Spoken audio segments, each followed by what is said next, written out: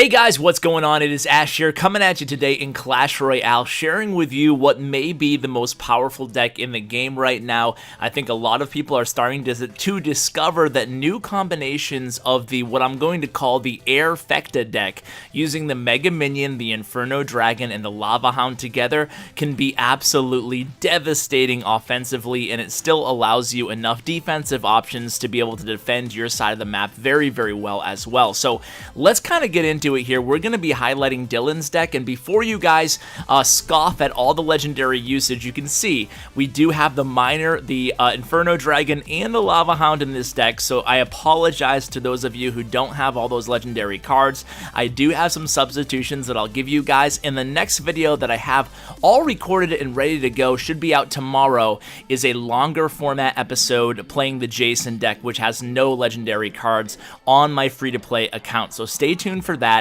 if you're not a legendary player. But if you are, well, you're in for a treat today, because this deck is unreal. So let's go ahead and hop right into the replay here. I'm going to bring you 3 replays. It's going to be a relatively short episode today. Like I said, discussing different strategy tips with this deck, some do's and do nots, talk about your main offensive combinations, your main defensive weapons, and we'll make sure that all 3 of these replays are against other decks in the meta, so you have a good awareness of how to counter those decks. So right now, the first replay, we're going against Jinx here, and he has another Lava Hound deck that's actually really effective. This one is relying heavily on the Minion, Mega Minion combo with the Lava Hound, and of course, the Tombstone, which is absolutely crucial in all of these decks. We're starting to see basically the Tombstone pop up in every iteration of these Lava Hound decks, because the Tombstone just has such great synergy with the deck.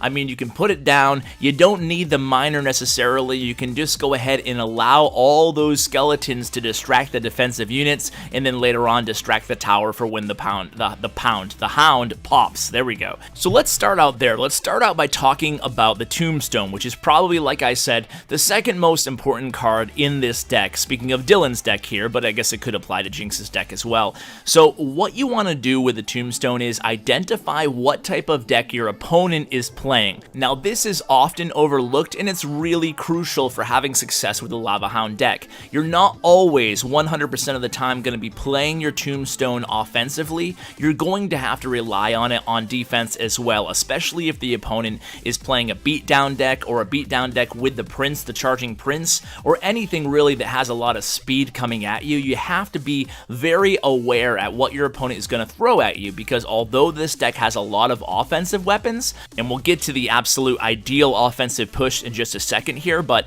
defensively you're relying really heavily on the Inferno Dragon, the Mega Minion, the Tombstone, and of course the Ice Spirit. So you have to be very aware of what they have. If they have a Prince or a Mini P.E.K.K.A. or a Hog type of cycle deck, control deck, you want to make sure you have that Tombstone ready to go defensively. Also applies to the Poison spell. You don't have a lot of splash damage in here. In fact, you don't have any splash damage aside from the Ice Spirit. So you have to be very, very careful with your Poison spell. Now, obviously, ideally, you're going to use it offensively, and you'll have a lot of success. You can see there, Dylan pulls off the nice victory there, using the Poison spell very heavily in that match. But if he was going against an opponent who, you know, was a cycle deck, or a speed cycle deck that he was going against, or a chip deck, you're going to have to use your Poison spell and save it defensively for when that the minion horde comes at you hard.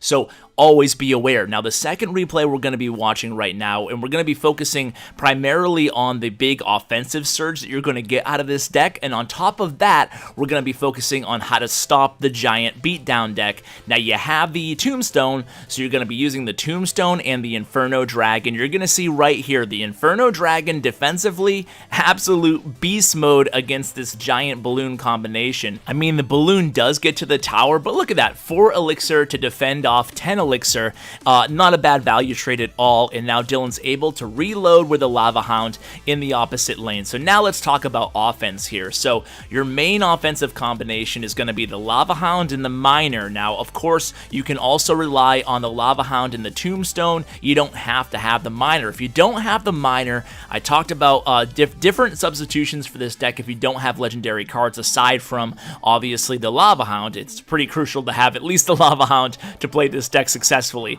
But you can see there, the miner's actually in the right lane right now, and you can see exactly how devastating the Lava Hound mixed with the Tombstone can be on a tower. The Tombstone locks in on the Lava Hound, and all those skeletons absolutely melt that crown tower, and you can see in the right lane, the Inferno Dragon has it on lockdown with a Mega Minion. So the Inferno Dragon and the Mega Minion are two very powerful defensive units, defensive cards, and they both are pretty cheap at 3 and 4 elixir cost. So what you can do with this deck is, you can do one of two things. You can do the heavy Lava Hound push with a Lava Hound, a Tombstone, then you drop the Mega Minion, then you drop the Inferno Dragon. The Inferno Dragon needs protection from the Musketeers, so that's why you're using the Lava Hound kind of as a meat shield for the Inferno Dragon. So an ideal push, you can see again Inferno Dragon doing a good job on defense with the Ice Spirit, freezes that giant, distracts the giant into the Tombstone, and this is going to be crazy right now. There's going to be 2 Inferno Dragons on the King Tower. You know what, guys? Let's go ahead and slow this down a little bit. The miner hops in, and let's go ahead, pause, and go in half speed and watch this King Tower absolutely melt under the power of the Inferno Dragon here. So half speed, and you still can barely see the hit points on that King Tower absolutely depleting away. And there were 3 Inferno Dragons on the board at that point, so that was pretty cool to watch. So I got so caught up on that we didn't even talk about the absolute ideal offensive combination. So option A is save some elixir for defense and just go Lava Hound and Tombstone in one lane, and then use your miner towards the back end. Option B is the super mega push, where you do the Lava Hound way in the back, you recoup some elixir, then you drop your Mega Minion, you recoup, then you drop your Inferno Dragon, and then you recoup. You should have 4 elixir in plenty of time, because the Lava Hound's going to soak up so much damage offensively from the whatever the defense is countering and the tower. So what you want to do is drop that poison right before the Lava Hound pops, and that's going to be very, very difficult to counter. That's one of the reasons why this deck is so incredibly powerful. So now on the third replay here, we're going to watch Dylan go against a deck including the Inferno Tower. Just wanted to show you guys some tips on how to go against an Inferno Tower. Dylan, by the way, is having an insane amount of success with this deck.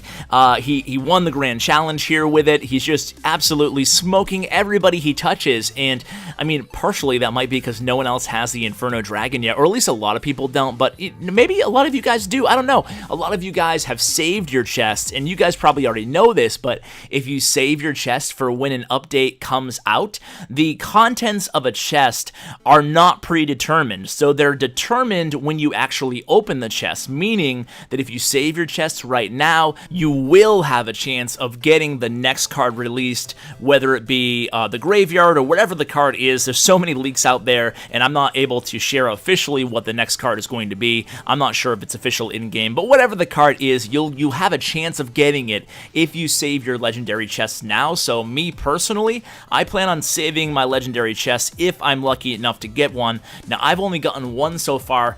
By the looks of it, at least, of course, I'm only seeing the highlights, so to speak, but you guys are tweeting me a lot every time you get legendary chests, and you know what? It kind of gives the perception that everybody's getting one except for me, and I really want the Inferno Dragon myself, but I'm just gonna have to wait and be patient. I was one of the last YouTubers, unfortunately, to unlock Sparky. It was only maybe a couple months, maybe a month ago or so that I unlocked Sparky, so we're hoping the wait isn't as long to go ahead and discover or unlock Inferno Dragon, because this guy is a beast if you know how to play him correctly.